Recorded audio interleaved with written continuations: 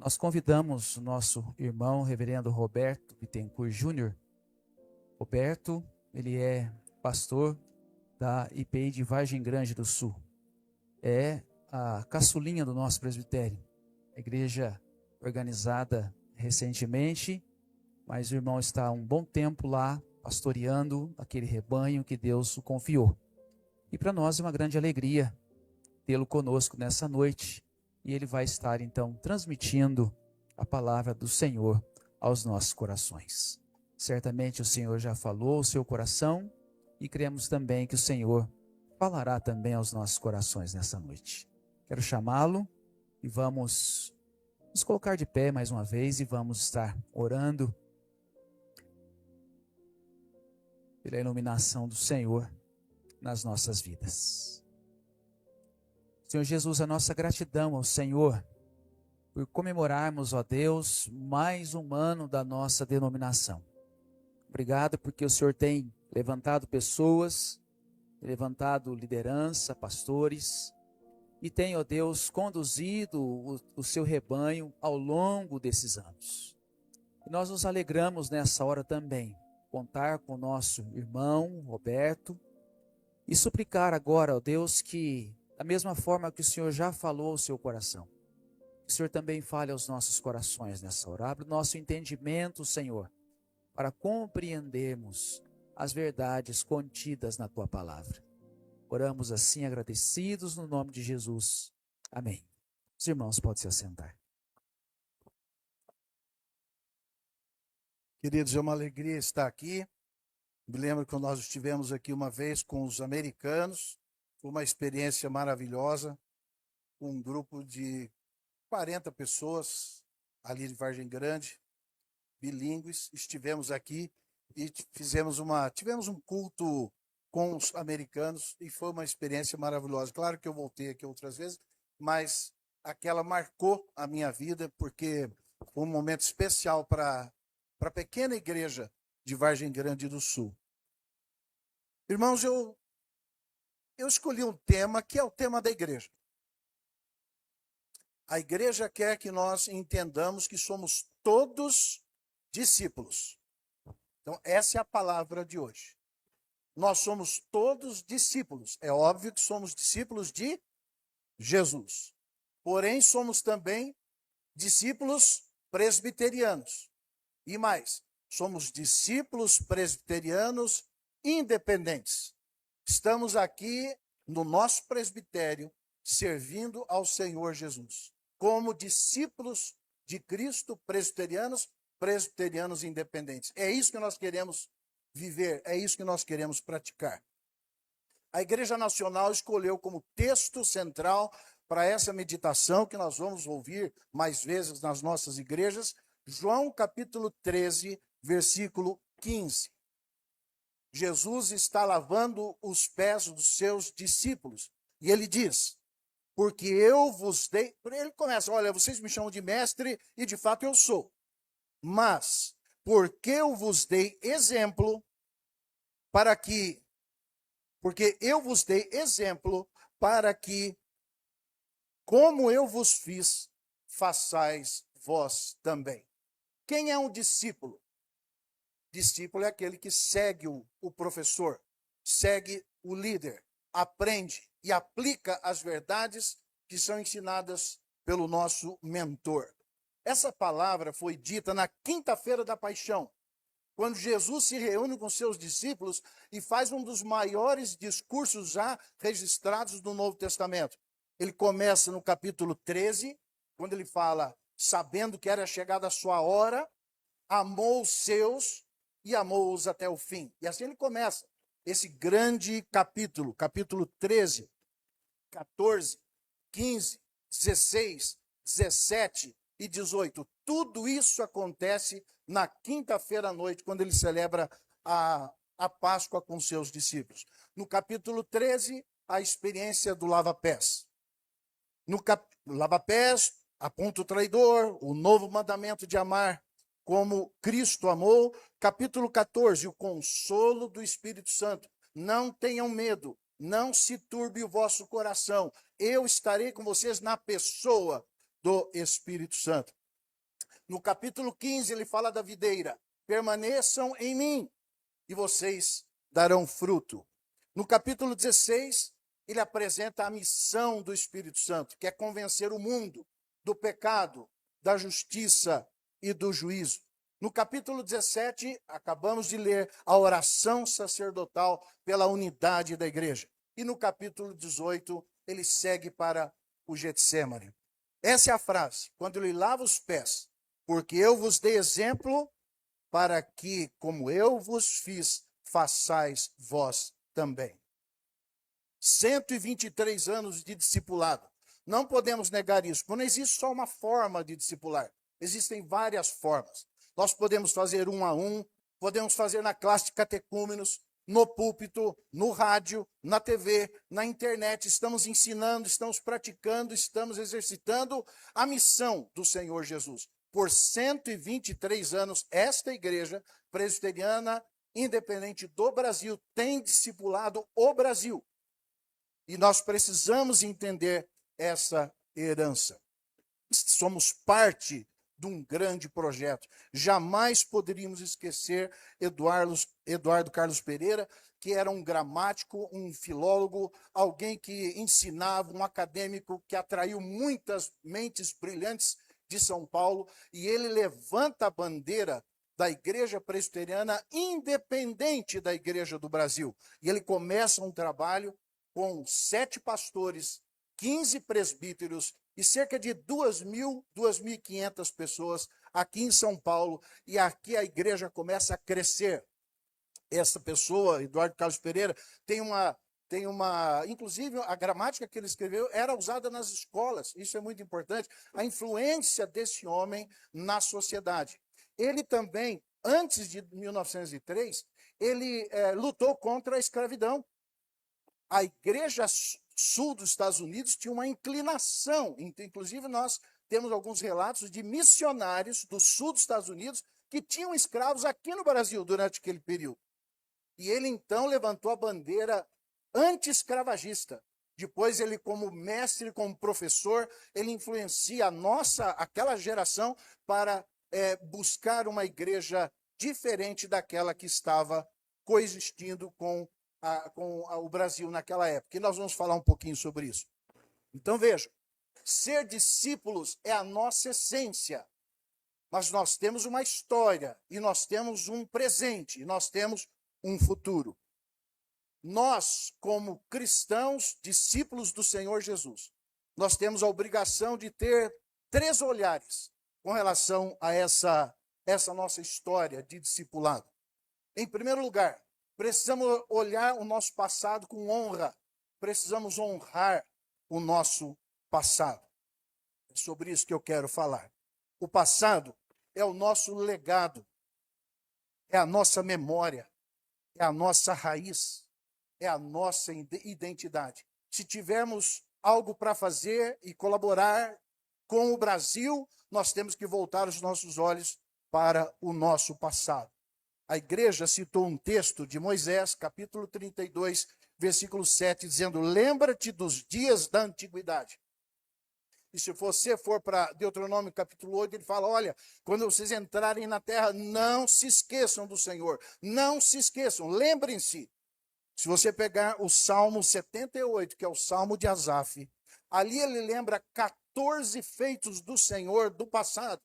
E ele desafia Israel a se lembrar desses prodígios e sinais e contar para as futuras gerações. Olha o que Asaf fala. Lembra-te dos dias da antiguidade.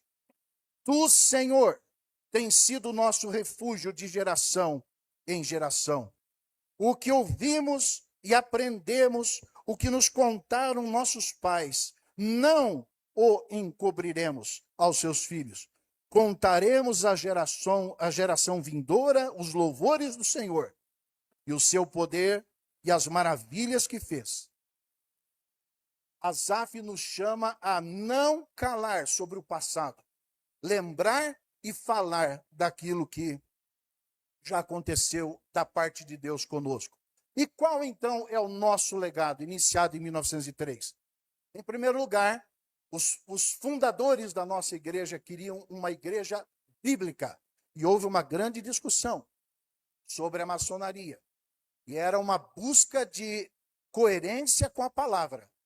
A inerrância da palavra, a busca da palavra, havia um conflito em relação até aos ensinos do seminário, e aí então eles buscam uma fidelidade maior à palavra. Nossa igreja hoje, olhando para os nossos pais, deve buscar essa fidelidade à palavra, uma igreja bíblica. Em segundo lugar, uma igreja brasileira, até então dominada por americanos, dominada pelos missionários, nada contra os americanos, nada contra os missionários, mas era hora de uma igreja já madura assumir a sua responsabilidade. Então eles queriam que os brasileiros assumissem a tutela da igreja a partir de 1903. Em terceiro lugar, uma igreja autossustentável, muito típica, um tema muito típico das missões modernas.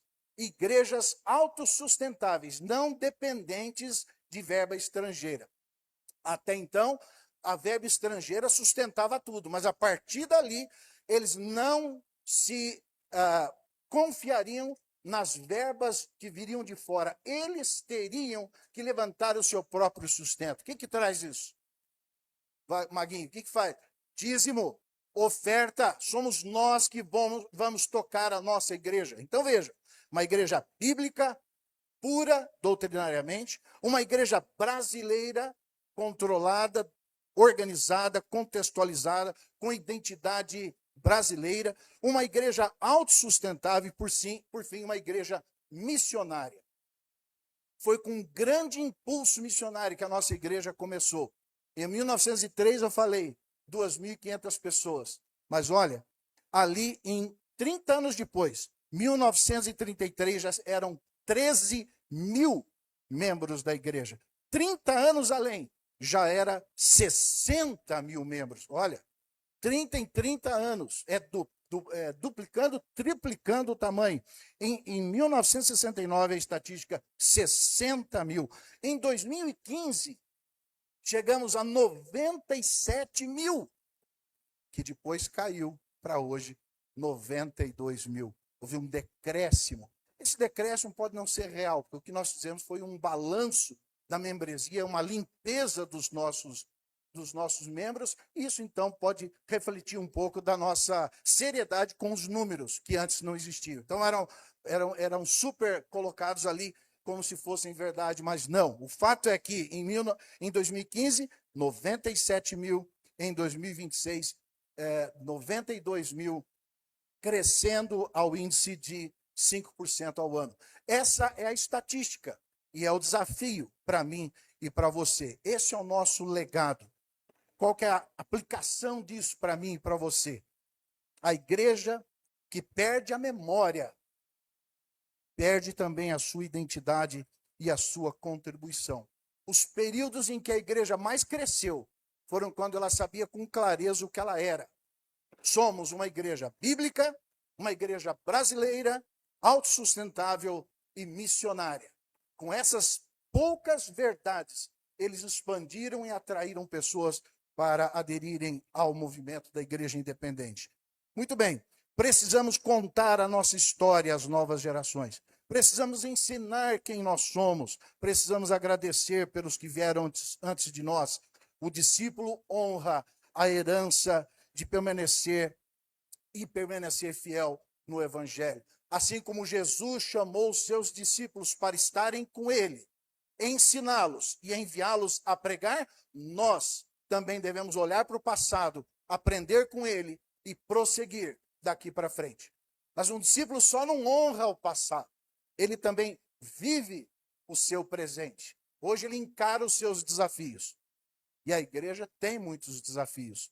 O discipulado é a missão, marcando presença nesse mundo, caminhando uns com os outros, ensinando cada um a guardar todas as coisas que Jesus nos ensinou. O que é que Jesus falou? Ide e fazei discípulos. Mateus 28, 19. Olha o que diz lá.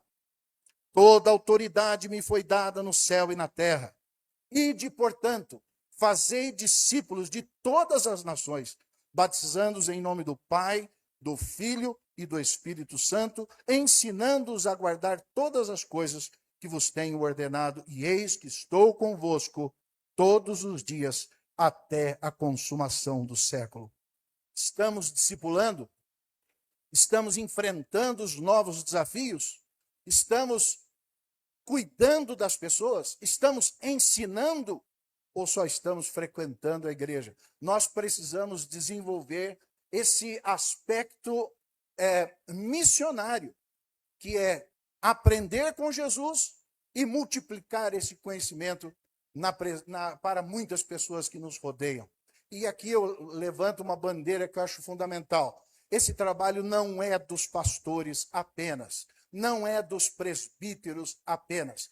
Deus nos chama, cada um aqui, como agentes estratégicos de Deus, para ganhar pessoas onde Ele nos colocar.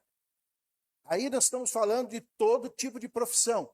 Você é um missionário, um enviado de Deus para achar os discípulos de Jesus, trazê-los à verdade, ensiná-los a guardar todas as coisas, batizando-os em nome do Pai, do Filho e do Espírito Santo e fazendo com que a igreja cresça. Este é o grande desafio. Mas o discípulo, ele não só olha o passado, não só age no presente, ele sonha com o futuro. E o futuro depende de mim, depende de você. Eu acho muito importante isso. Olha aqui. Assim também nós, Romanos 12, 5. Assim também nós, conquanto muitos, somos um só corpo em Cristo e membros uns dos outros. Estamos comprometidos com a igreja do Senhor Jesus. Uma igreja cristã, uma igreja presbiteriana independente com seus valores. Eu estava lendo um artigo do nosso secretário-geral, Wellington Camargo, muito amigo meu, lá do Instituto Haggai, e ele escreveu que houve uma reunião com essa nova diretoria, que nós, aqui do nosso presbitério, apoiamos. Reverendo Gini, nós fizemos uma campanha favorável a essa mudança de mentalidade dentro da IPI. Em 2025, houve um encontro de presidentes de presbitérios e presidentes dos sínodos, e eles então estavam discutindo a realidade da igreja em face do levantamento estatístico que foi realizado na igreja. E eles falaram em desafios à transformação. O que é que nós precisamos fazer? Vamos continuar repetindo os velhos métodos? Vamos adotar novos? Quais estratégias? O que a igreja precisa fazer para reverter essa questão do decrescimento? Porque os problemas apareceram em várias regiões do Brasil. E em poucas igrejas nós concentrávamos muitos membros. A maioria das igrejas tinha menos de 100 membros, muitas dependendo de assistência do presbitério. Nós precisamos acordar para o desafio do discipulado. Eu e você temos que encarar o desafio da contribuição, do voluntariado, ver o que é preciso, o que deve ser feito, porque cada igreja tem um perfil. Você não pode imitar uma igreja que tem um perfil, colocando aquilo automaticamente na sua igreja. Não, você tem que saber qual é a vocação de Deus para a sua igreja.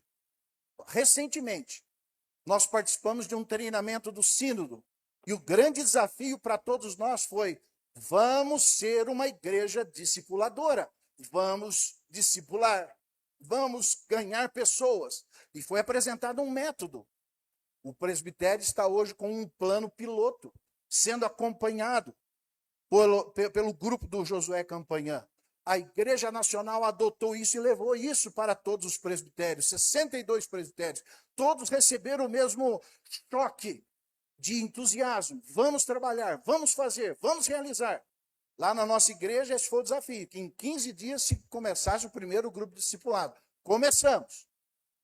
Estamos tentando aplicar aquilo que foi ensinado lá na reunião do Sínodo aqui em Poços de Caldas, na igreja central, né? Igreja do Ricardo, né? Vamos colocar assim, do Walter Hor. Muito bem, participamos desse treinamento e o desafio foi: encarem o discipulado, vivam o discipulado.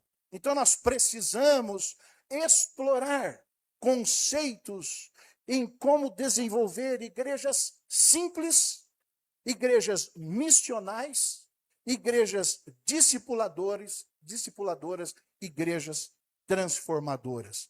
Nós temos um grande desafio a partir de 2026. A IPI do Brasil está iniciando um trabalho colaborativo em todos os presbitérios para repensar o planejamento do crescimento da igreja do Brasil e para o futuro. Esse é o nosso sonho. O que Deus ainda deseja fazer através de nós? Ele deseja que as próximas gerações, seus filhos, seus netos, possam empunhar o pendão real que nós vamos cantar daqui a pouco e joguem essas verdades para frente. É intencional, é uma decisão, é um exercício da vontade. Disciplinar a minha vontade de ficar querendo ciscar em várias situações, mas focar no discipulado. Esse é o nosso grande desafio. A geração que está chegando aprenderá conosco. As decisões espirituais que eu fizer hoje afetarão meus filhos, meus netos, seus filhos, seus netos. Somos nós que temos que aprender com o passado, viver o futuro e sonhar. Viver o presente e sonhar com o futuro. Precisamos investir nas crianças. Precisamos investir nos adolescentes. Precisamos investir nos idosos. Eu conheço uma igreja que tem um ministério praticamente só de terceira idade. Uma grande igreja no Paraná. Eles resolveram, entenderam que a sua vocação era trabalhar com os idosos. Eles têm mais de 500 idosos dentro da igreja e programas de toda a natureza para os idosos, Marinho. Então você é parte disso, você pode participar. Eu sei que você é mais novo do que eu, mas podemos investir então nos idosos, nos jovens, nos adolescentes. Eu te peguei para Cristo hoje, mano. Depois a gente conversa. Mas vejam, é assim, o grande desafio, ajudar as nossas famílias. Precisamos treinar líderes. Um dia desse eu estava lá no bairro da nossa igreja, encontrei um menino que vai para uma igreja diferente. Eu perguntei para ele, e você, o que você está fazendo? Quer ir lá na nossa reunião? Eu falei, não posso, eu vou na minha. Eu falei, por quê? Porque eu já tenho 12 discípulos. Olha o que ele falou para mim. Eu me converti, aprendi, estou discipulando um grupinho de 12, porque eu quero ser um líder. Olha, ninguém discipula sem ser líder. É só o líder, é você que tem que falar, eu vou fazer, dar conta do recado, marcar o horário, chegar lá e resolver a questão. É você, o líder. Então, um menino de 13 anos falando sobre isso para mim. E eu fiquei assim, boquiaberto de ver, tem igrejas que estão motivando os adolescentes a serem esses líderes discipuladores, são o futuro da igreja. Vocês, adolescentes, são o futuro da igreja e são chamados a fazer o mesmo. O futuro da igreja, queridos, para encerrar, não será garantido por meio de estruturas. Será garantido por discípulos que transmitem fielmente o evangelho para a próxima geração. Então, meu pedido para encerrar, meu pedido para você hoje, vamos alinhar o nosso desejo com o desejo do nosso presidente Sérgio Gini, com o desejo da nossa comissão executiva, com o desejo do secretário-geral, com o desejo do nosso presbitério São Paulo, Minas. Porque este propósito não é só o propósito da IPI, é o propósito de Jesus. Ide, fazei discípulos. Então é um propósito coerente, bíblico. Devemos continuar essa tradição. Vamos seguir o propósito de Jesus. O que ele falou? Eu vos dei exemplo para que, como eu vos fiz, façais vós também. E por fim, ide, fazei discípulos de todas as nações, batizando-os em nome do Pai, do Filho e do Espírito Santo. Amém. Deus abençoe a igreja que hoje está aqui, adorando esse Deus maravilhoso que nos sustentou até o dia de hoje.